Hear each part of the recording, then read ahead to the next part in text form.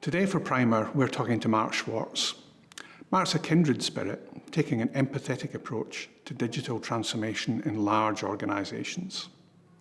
He's also the author of several books, including War and Peace and IT, and The Delicate Art of Bureaucracy, where he shares many of his lessons learned from the front lines of digital transformation. Mark was the CIO of US Citizenship and Immigration Services from 2010 to 17, where he provoked the federal government into adopting Agile and DevOps practices, along the way overcoming a planet-sized policy for overseeing delivery of technology systems. Mark's now with Amazon Web Services, where he works with executives from many of the world's largest organizations, helping them overcome impediments to digital transformation. Here's your primer with Mark Schwartz.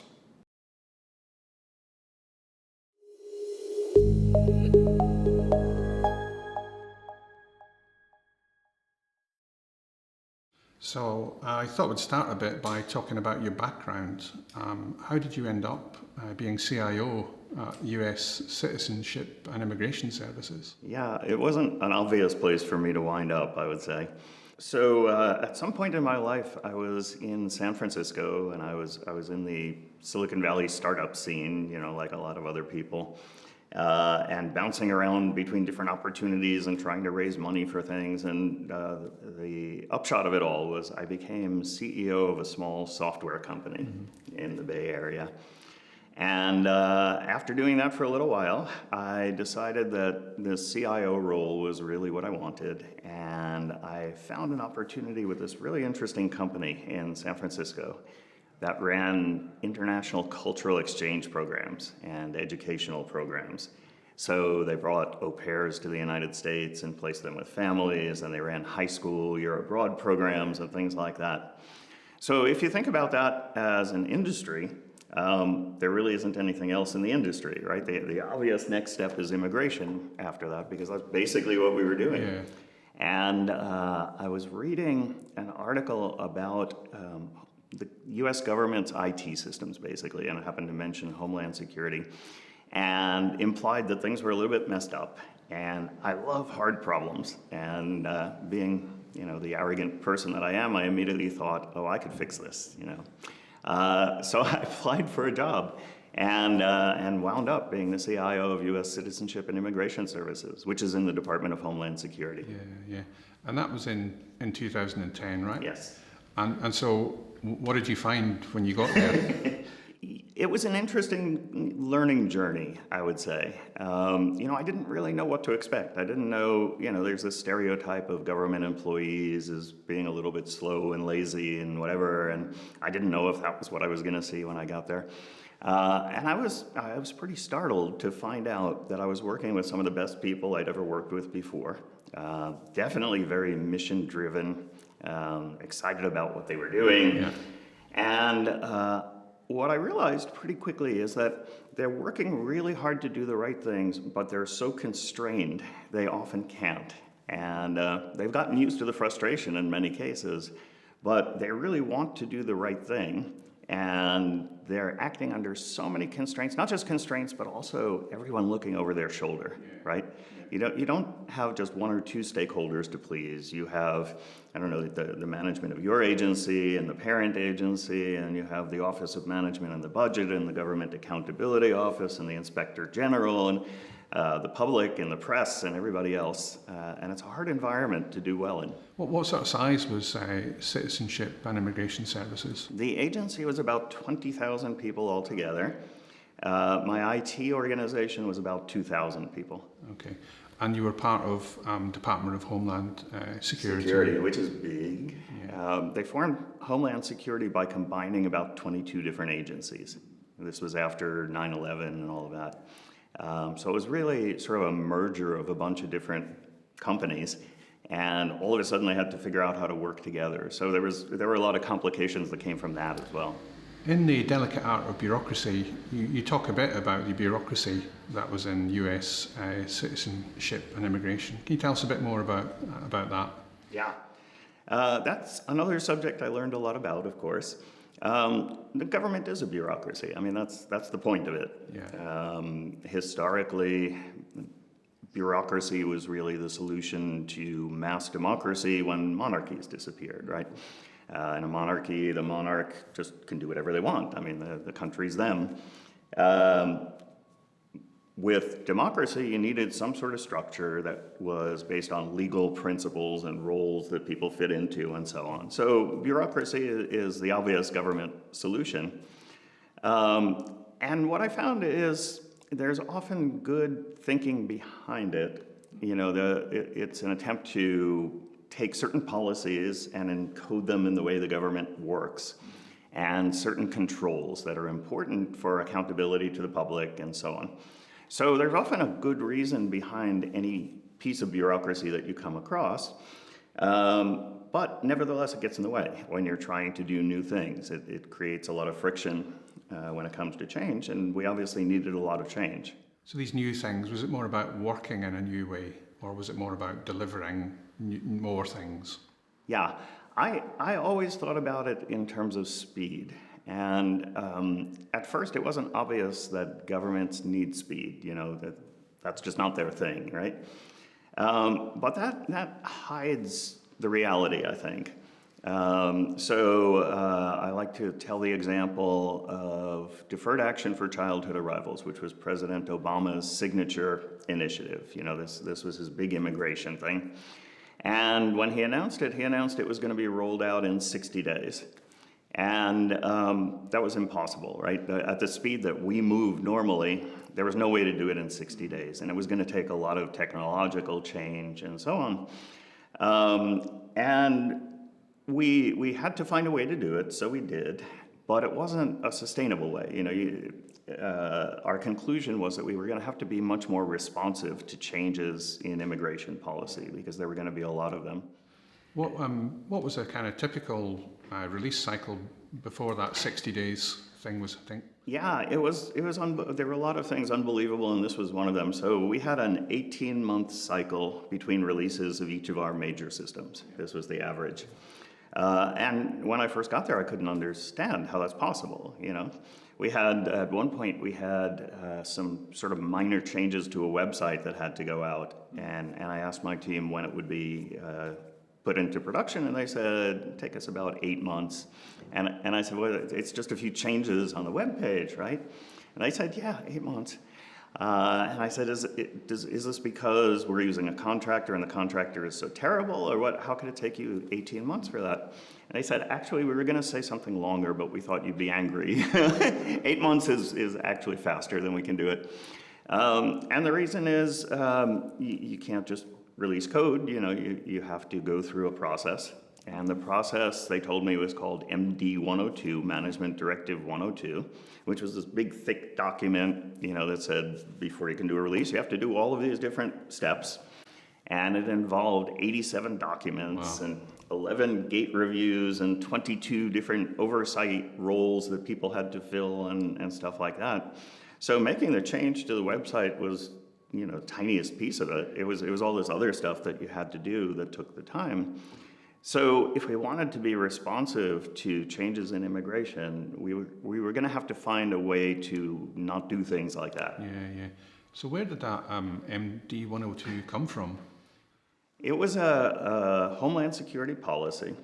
And again, this came from the fact that Homeland Security was created very suddenly after the events of 9/11, and they merged all these different agencies, and Congress and everybody else was watching over everything they did. You know, they had so much scrutiny over everything. And so one of the first things they had to do was prove that they were using their money responsibly. That was, you know, first imperative. And there were so many wasteful projects in the government. So they created this framework, MD 102. They borrowed a lot of the ideas from the military. But the idea is it would show that they had complete control over every project and everything that they spent money on. And one of the ironies is that they were going to use that for all of their purchases and all of their systems development. Everything from the Coast Guard building a new ship to their small software projects like our little change of the website. And of course, the risk profiles are very different on those. Was that an example then of what you would call a bad bureaucracy? I think it was. So I distinguish between good bureaucracies and bad bureaucracies, which sounds a little strange, because what we call bureaucracy is usually the bad bureaucracies, the ones that are in our way. In my book about bureaucracy, that was the last book I published, I point out that bureaucracy is all around us all the time. We just don't notice it because in general it's not bad bureaucracy. It doesn't have these characteristics of bureaucracy getting in our way. In business, bureaucracy is very important. It's essentially the structure of all companies and federal agencies, but it plays a big role, for example, in branding, where you don't think of it as being bureaucracy, but a company that has a valuable brand like McDonald's or Coca-Cola or something, they have to protect that brand, and they have to make sure everything is consistent with that brand, right? They have to use certain fonts and certain colors.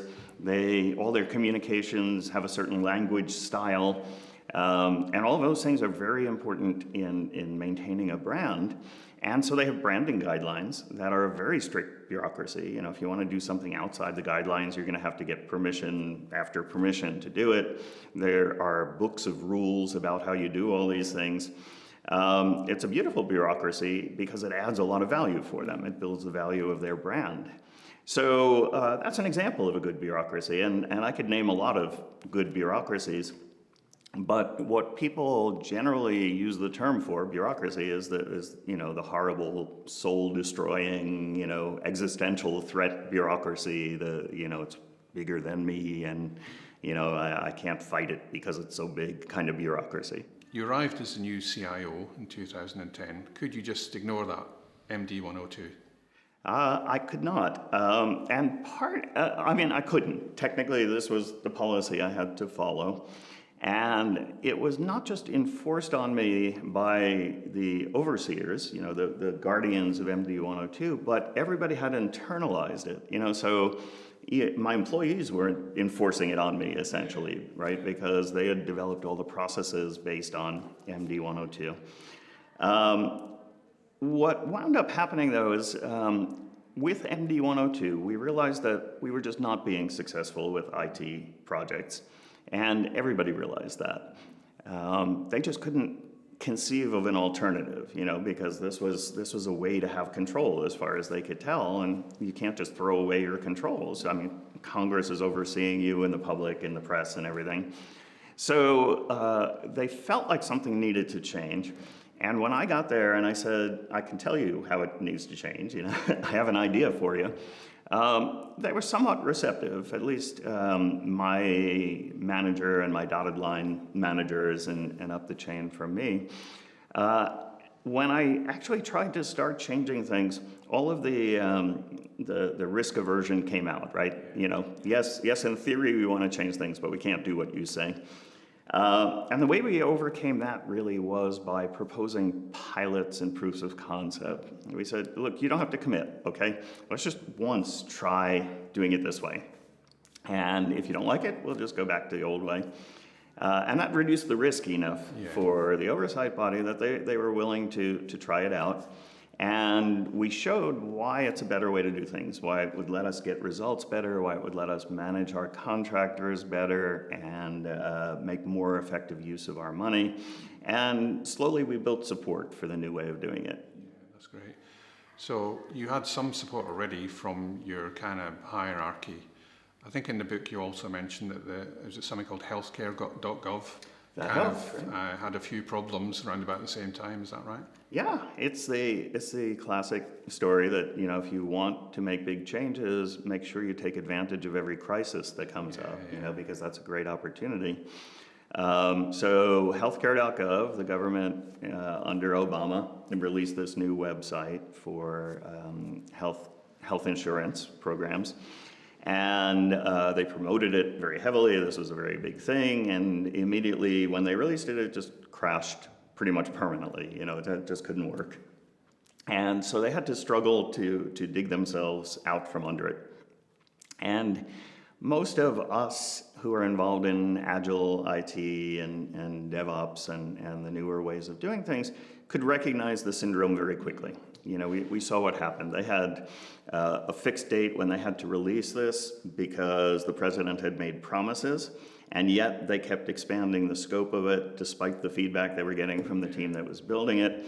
They had a number of contractors working on it with lots of finger pointing between them. It wasn't a very healthy atmosphere for doing the development. So because that was such a big and visible and public disaster, it was easy for me to go around saying, you know, do you really want that to happen again, or are you willing to try something new? It helped. Yeah. I think you talk about personalizing that as well. Like, do you want to be the one person who prevents us trying something new? Yeah, in my book, I give about 30 ideas for different tactics, let's say, for working in a bureaucracy. I don't want to say busting a bureaucracy, you know, because like I said, there's value there somewhere. But I don't know, you can come up with a lot more, but I came up with about 30 things that we had done along the way over my 7 years in the government agency that helped us do a transformation in the face of a bureaucracy, let's say. And one of those is personalizing things, because bureaucracies try really hard to be impersonal. Yeah. And of course, when you're a bureaucrat in the agency, you're not thinking about any individuals. You're thinking about 8 million applications, that's all, right? And it becomes a very different story. It's so easy to apply intrusive bureaucratic controls when you're just thinking of a number. Yeah. But if you're thinking about, you know, John who is trying to immigrate, rather than that, it's much harder to stick with this, you know, kind of impersonal bureaucracy thing, right? So one of my techniques is to make sure it stays personal, to tell stories about individuals, make it clear that the things people in the government are doing have an impact on actual individuals. So we did a lot of that. Yeah, that's a great tactic. You couldn't just ignore MD 102. What did you actually do in terms of your own bureaucracy? That's a long and wonderful story. I would love to tell you the whole story, but it goes on for a while because it was a 7-year struggle, really. What we wound up doing is getting permission to try new approaches, trying approaches that were very much streamlined and supportive of new ways of doing technology initiatives. Then building a formal policy around them, because the government loves formal policies, of course. I mean, like I said, that's what it's about. It's a bureaucracy. So we faced this funny challenge of, can you take agile ways of working and make them bureaucratic, which sounds like a bad thing to do. But again, there's good bureaucracy and bad bureaucracy. So the question was, could we actually formalize a policy? And we realized we could by looking at the objectives. So instead of saying, when we created our own policy, instead of saying you have to do Scrum and you have to have stand-ups every day and whatever, we said what you have to do is deploy very frequently. And you have to involve users in creating the thing, and you have to, so all of those kind of outcome levels or impact levels of things. We wrote a policy that said this is what teams have to do. I think in the UK, GDS wound up doing something pretty similar to that, right? Yeah, with the service standard. Yeah, with the service standard. So once we formalized it, then we could sort of put it through the bureaucratic channels, you know, and get people to sign it and approve it and whatever. So we created, it turned out we could create something. I asked if I could write a policy that said all this, and my experts on bureaucracy said, no, you can't, you're not authorized to write policy. And I asked, can I write a management directive like MD 102? They said, no, you can't do that. You don't have the authority. So I said, what can I do exactly? And they said, oh, you can write a management instruction. So we wrote a management instruction, essentially saying DevOps is required and Agile is required, but again, in different words. And the great thing about that was that auditors, when they come and audit you, and you're constantly being audited by the Government Accountability Office, by inspectors general, they like to compare your written policy to what you're actually doing. And so we could give them this very formal policy, and they would check to make sure all of my teams were following it. And if they weren't, they would ding them and say, you got to start being agile. You know, I never would have expected that from government auditors, to say you got to be more agile, but actually they did. And everything worked out beautifully, except for the fact that I had this policy, and officially MD 102 was the policy, and everybody was supposed to follow that one. So we wound up doing something that was, what it sort of looked like was we made a mapping from our policy to MD 102. And we said, by doing this thing here in our policy, we're satisfying the intent of this thing in MD 102. We actually mapped it out that way in a formal document. And we got approval. This is a way to customize MD 102. You know, this fulfills the same intent as MD 102. And that took a lot of negotiating and, you know, incremental change, let's say, but we got there. So you went from kind of an 18-month release cycle to where did you get to? 3 times a day on our main systems, yeah. We had built a DevOps continuous integration, continuous delivery sort of pipeline, so it was very automated. We had built a lot of security controls right into that, automated security testing, ways to verify compliance with a lot of our requirements, and we had trained people to work quickly like that. So we were delivering about 3 times a day. Of course, they were small deliveries. That's the idea. Yeah. Instead of doing a big risky delivery every 18 months, we were doing tiny deliveries 3 times a day. And we were able to institutionalize that essentially as the way that we worked. In fact, at one point, we decided that all deployments should be done during normal working hours. Nobody could come in over the weekend and deploy code because it's riskier that way, right? During working hours, you can see if some bad result comes and you can fix it right away and everybody's there. And if you've built good monitoring tools, you know if something goes wrong very quickly. You can fix things right away. You can roll back anything that caused a problem. So we just sort of institutionalize it. This is the way we do things now. Yeah. And how did the overseers kind of react to this new way of working? Yeah, they said you have to use the old way. Of course. You know, the initial reaction was, no, you can't do that. It says right here, you have to write 87 documents. You know, you can't do that. We were able to show them that they would get much better results the way that we were working. And you have to do that by building a sort of a flywheel. You know, you deliver. And they were used to projects that didn't deliver anything for 5 years. And we said not only did we deliver code, but we actually made an impact on metrics that mattered, right? And we showed that after 1 week. And if you do that often enough, if every week you're showing results and you're showing that you're using money wisely, then you build a lot of trust, and the trust accumulates, and then they say, yeah, actually this is pretty good. Let's find a way to make it possible for you to do this. And that's what happened. Part of it was, you know, if you're writing 87 documents, and they're really long documents, as many of these were, you can be pretty sure there's nobody actually reading them, right? We all know that. And so essentially the overseers were getting this big stack of paper. They didn't have time to look at it, and yet they were responsible for making good decisions based on that stack of paper. So they had this kind of insecurity buried deep inside, you know, that they couldn't really manage it that way. And we said, actually, you don't need 87 documents. You need 4 numbers. We're going to give you 4 numbers, and that's everything you need to know.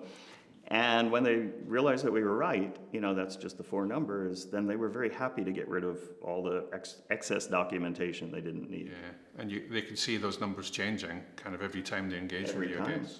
And the old way of doing things was based on exceptions when things went badly wrong, right?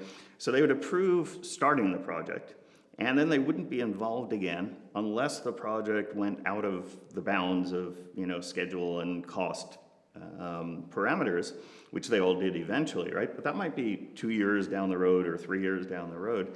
So for those 3 years, the overseers had no control over the project at all. They only did when they had to fix things in the end, and then it was too late. And we said, not only are we willing to give you control all the way, but we want you to have control all the way. every month we want to give you a report on how we're doing, and every quarter we want to sit down with you, and you can tell us we're doing a bad job, or you want us to change something we're doing. So you're going to have much more control over things, and you're going to be able to stop bad problems before they become, unfixable and get into the press and, get to Congress's attention. One of the benefits of Agile, I guess, is you can stop stuff earlier, if you've succeeded. Is that an effect you saw? Yeah, no, that was part of the thinking. We were we added essentially to the Agile concept that we were going to be able to dashboard our results all the way through, right? So we were going to actually show business results or impact on the mission at every step along the way. And because we were using an Agile set of practices, we knew that we can change course whenever we needed to. We could stop, and whatever we delivered up to that point was still good. So we knew we were going to be giving the overseers a lot of flexibility. And it's very hard to explain that in the abstract, right? We can talk about it here because we share an understanding of that. But what really convinced them was when we showed them. One example of that was we had this, you could think of it as a shopping cart abandonment rate problem. We had an application that employers used to subscribe to this system where they could verify whether employees were authorized to work in the US. And companies that started the sign-up process usually didn't finish it. Only 40% of them finished it. And we said, we're gonna fix that. And we started working on it, and we got it from 40% to 60% to some slightly higher number, and then we saw we just couldn't make it budge. It wasn't going anywhere. And we had to hypothesize that this was because a lot of people were just trying the system out to see how it worked, and there were a lot of people who weren't serious about signing up or something like that. But in any case, we said to the overseers, stop spending your money on this. It's not working. Let's spend the money on something else where we really can make an impact. And that was a new idea to them, that any project team would come to them and say, stop spending money on us. But it made sense to everybody. We'd rather do something else where we can make an impact. Yeah. In the book, The Delicate Art of Bureaucracy, you, as you said, you talk about some patterns and plays you can make working with these bureaucracies. I can't possibly speak to you without asking about the monkey, the sumo wrestler, and the razor. Can you tell us a bit more about those? Yes, those are in the subtitle of the book, right? It's The Delicate Art of Bureaucracy, Digital Transformation with the Monkey, the Razor, and the Sumo Wrestler. So to explain it, I said there were about 30 plays or tactics that we tried. We found that they fell into these three categories. They were almost personalities. There was a different personality involved in 10 of these techniques. And one of those personalities I thought of as the monkey. Monkeys, are mischievous. And almost every culture around the world has stories about mischievous monkeys. So the monkey persona is mischievous and wants to try things just to see what happens. And so about 10 of these tactics fell into the category of being mischievous and trying things. The classic monkey technique I call provoke and observe. I borrowed that term from Christopher Avery and something he wrote. Provoke and observe, which sounds sort of like the Agile idea of inspect and adapt. Yeah. And the idea of provoke and observe is you do something that you shouldn't be doing, or that's on the margins, and see what happens. And sometimes the result is nobody complains, and then you say, I guess we can do that. Sometimes the result is you get pushback, and if that happens, you know exactly where the pushback's coming from and what exactly they're objecting to, and then you can engage, from that. So on these 85 documents, they each had a template of all the sections that we were supposed to fill out. And typically, we wrote really long answers to each one because we were always afraid that the overseers would say, no, that's no good, you have to write more. So we wrote a lot. As a monkey move, we tried just writing really short answers to each section of the template. So it wasn't illegal, it wasn't outside the rules, but it was kind of at the edge, right? And so we wrote really brief answers, and we even had people whose job it was to make sure that all the answers were short. This was our quality control. And we tried to see what would happen, and the result was a surprise. Nobody objected. In fact, everybody loved it. You know, they said, well, why are people writing really long answers to these things? It's easy questions. So then we did the monkey thing again. We stopped writing some of the documents if they didn't seem to apply to our situation. You know, if they were more about building Coast Guard ships than about building software. We had something called an integrated logistical support plan that we had to write. That didn't make any sense. So we stopped writing, and word came back, I don't know about this, but you know what, actually, okay, you know, do it, because we don't want to read that document. That's just nonsense. So that's the monkey in operation. And there are a lot of other techniques I associate with the monkey, the troublemaker, personalizing things like we discussed before. That's the monkey. The razor is the persona of keeping things lean by trimming away waste. Mm-hmm. And basically, this is applying a lean approach to bureaucracy, because one of the bad characteristics bureaucracy takes on is it becomes bloated, right? You wind up just doing a lot of work that you just don't need to be doing. And so when we started really trimming those documents down, that was the razor. You know, we're going to cut out the questions that don't make sense. We're going to cut out the documents that don't make sense. But we could do this with quite a lot of what the bureaucracy was telling us to do. You know, we can accomplish the same control the bureaucracy is trying to accomplish, but do it in a leaner way without, you know, copying every form in triplicate, you know, or whatever is causing a lot of waste. The way I thought about it is in lean manufacturing and lean techniques, you think in terms of a value stream. To produce your product, you go through all these activities, and the way to reduce your lead time is by getting rid of waste in all those activities, right? And so I said bureaucracy is a manufacturing process that manufactures compliance. That's what comes out at the end, compliance. And there could be waste in that process. And so can you manufacture the same compliance, but with less waste in the process? That's the razor. And so the razor had about 10 techniques associated with it for doing that. The sumo wrestler is the fun one to explain. And so I should say I lived in Japan for a year once. And as a Westerner living in Japan, you wind up loving sumo wrestling because you just do. Sumo wrestling is one of those sports that it seems silly at first, and then you get an appreciation for it. So the way sumo works is you have two enormous sumo wrestlers, and they go boom into each other, right?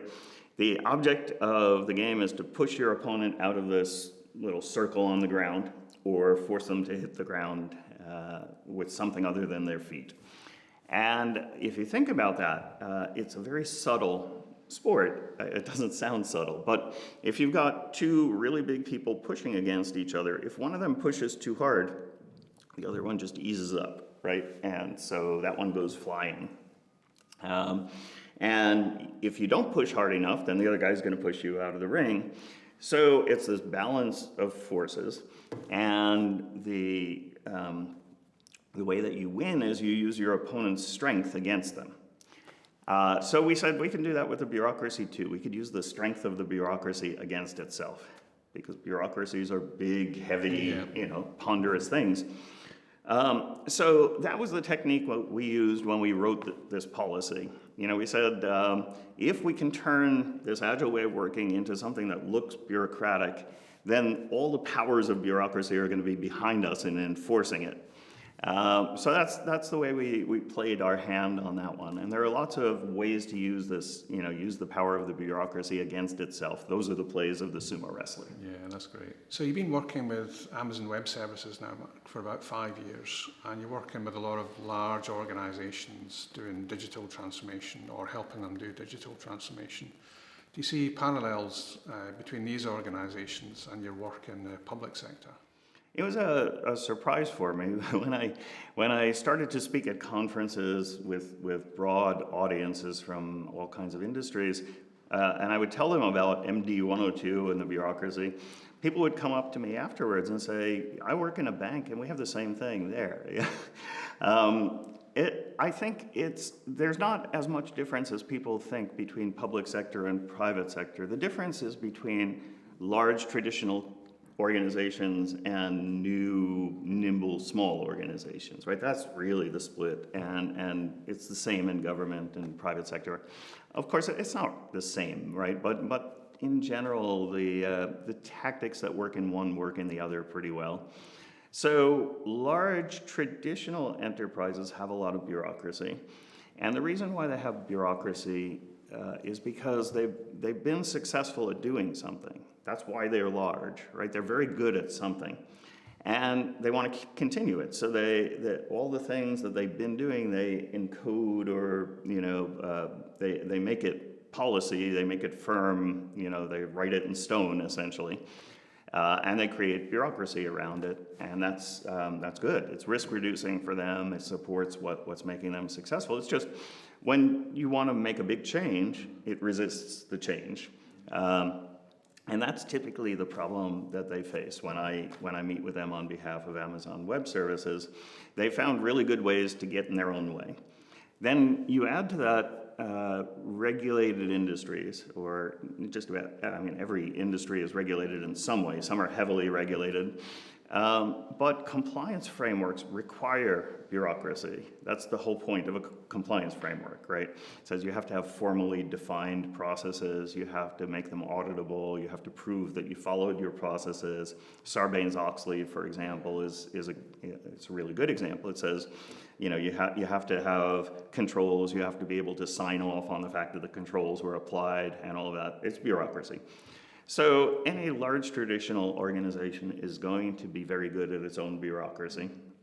And when you try to do something very different, you're going to be coming up against that bureaucracy. And so a lot of the same ways of thinking as in the government apply for those. So Mark, you're writing another book now. Can you tell us a bit more about what that's about? I'm writing, I think it's a really interesting topic. And it's a hard one. I'm writing about ethics in digital transformation. And what's hard about it for me is I don't want to just repeat what everybody else is saying. There's a lot of passionate stuff out there. A lot of people are angry. Most of the writing I read on ethics comes from anger, I don't like to just repeat what other people are saying, and I don't really come from a position of anger.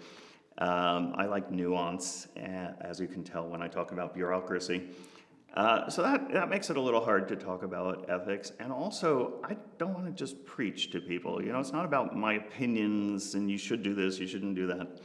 So I wanted to come at it from a different angle. And I realized there's a connection to my bureaucracy book.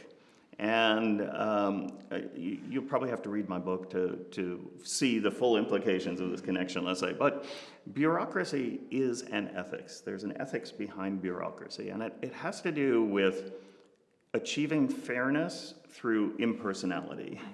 The idea of a bureaucracy is we have rules, and the rules apply to everybody. And that's fair. And a secondary idea of bureaucracy is employees should leave their personal selves at home when they come to work, right? Your job in an organization is to do whatever your role is, the way it's specified. And you shouldn't come to work with personal opinions or biases or anything else. You leave all that at home. So today, things are changing a lot as we move to more digital ways of working. And that kind of impersonality doesn't work very well anymore, especially when you think about diversity and inclusion. And inclusion is, please bring yourself to work. We value yourself, And it's going to be less rule-based. And when you stop being rule-based, then you have to ask the question, where does fairness come from then? Because the whole idea of the bureaucracy is fairness through that. Not that it achieves it, in all cases, right? But this starts to raise these really interesting questions about what is the ethical stance of a digital organization? How does it compare to the bureaucratic organization? What are you replacing those bureaucratic ethical controls with? And I find that decision makers often have one foot in that bureaucratic world and one foot in the new digital world, and it's causing a lot of conflict for them. And that's what I'm trying to work out in this book. What is that conflict? How is it affecting the way people act, and what can we do about it? Is it too early to ask when we might see the book published? Actually, it's not. My publisher gave me a date. Okay, that's good. End of July next year. Okay, that's good. I've got two final questions. What would be your kind of top advice for bureaucrats in a large organization working with, say, digital delivery teams? In my book, I actually have a chapter on that. If you're a bureaucrat, here's how you build a bureaucracy that has the good characteristics instead of the bad characteristics. So what I consider to be a bad bureaucracy is a bureaucracy that is bloated, that is coercive, and that doesn't change, that's petrified, doesn't learn.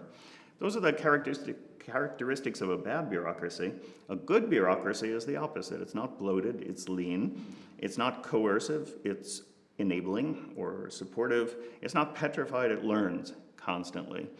There was a great example of learning bureaucracy that I came across in a book. It had to do with the California Department of Highways, where, if you look at traffic signs, road signs on highways, pretty much around the world, there are differences, but in the US, they all have a green background, and they're written in a certain font, and so on.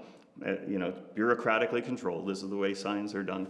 But the way they arrived at that was they tried a lot of experiments. They tried, different colors for the background, different fonts, different shapes for the signs and all of that. And they did it in a very bureaucratic way. They were a bunch of engineers, and they would say, you have to do the signs this way, and then they changed it, you have to do the signs this way. And they learned over time, and it was no less bureaucratic, but yet they arrived at a really good result, and it was a bureaucracy that was effective in preventing highway deaths. So that's an example of what you want to do as a bureaucrat, is to create that kind of a bureaucracy where you're using its superpowers rather than its disadvantages. Yeah.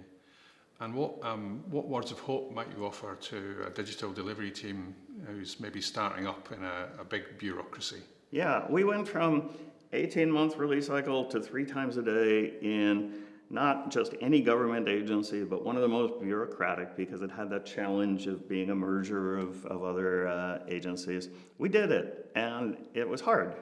Sometimes I tell people that I banged my head against the wall for 7 years, and then the wall started to move. It's not easy, but it definitely happens. Yeah, that's good. Mark, thanks very much for speaking to us today. My pleasure. Thank you for having me.